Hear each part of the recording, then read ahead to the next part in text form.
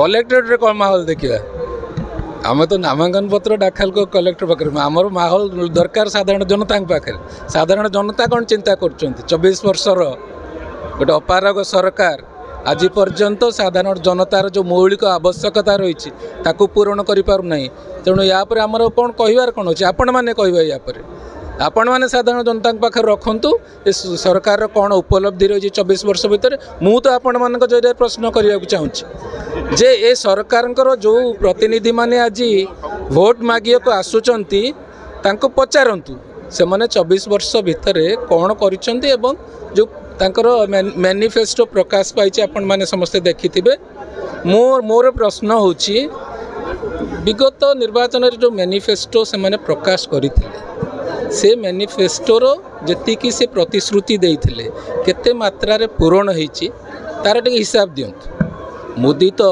ओडिशा पाई ओडिशा परिप्रेक्षी रे 235 प्रतिश्रुति देइथिले ता भीतर 222 प्रतिश्रुति पूरण कले बोली ग्यारंटी रो सहित कहउछन मु भी राज्य सरकार को प्रश्न करिया को चाहिबी जे जो 2019 रे जो तांकर घोषणा पत्र थिला कि मैनिफेस्टो थिला ता भीतर केते से माने संपूर्ण करिसंती से विषय टिके साधारण जनता पाखे रख मैनिफेस्टो प्रकाश करिदबा लिखिदबा कहिदबा ये तो अलग कथा किंतु चैलेंज तो आपनकर जानिछंती जे साधारण लोकंकर जो दीर्घ दिन दाबी अच्छी भद्रक संसदीय क्षेत्र हो कि भद्रक सहर हो भद्रक जिला हो गोटे मेडिकल कॉलेज में दीर्घ दिन दाबी रही एठू आमर 4 जन जिलूर 4 जन विधायक जड़े सांसद और लोकसभा क्षेत्र देखा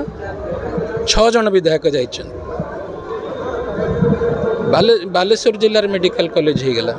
जाजपुर जिले में होगला भद्रकवासी कौन पाप करते ना भद्रकटा ओडिशा भितर नुह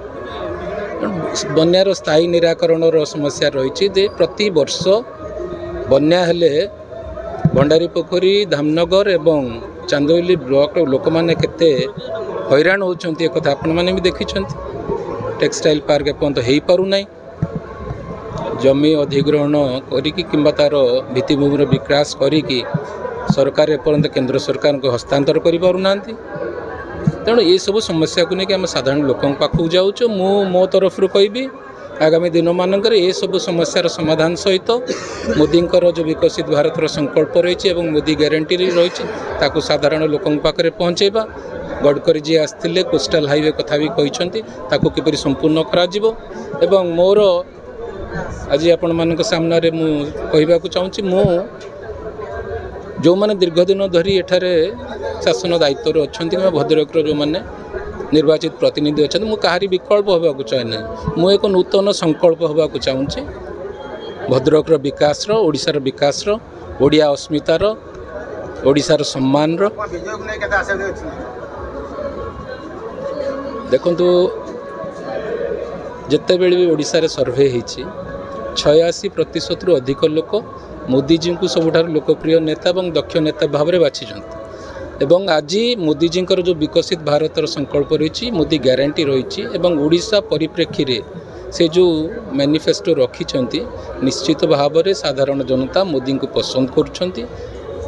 केन्द्र तो पुणी थर सरकार होगा कथा आम समस्ते जानते ओडिशा रे डबल इंजिन सरकार हम ओडिशावासी मनस्थ कर सारे एथर ओडिशा रे परिवर्तन करेंगे डबल इंजिन सरकार आने।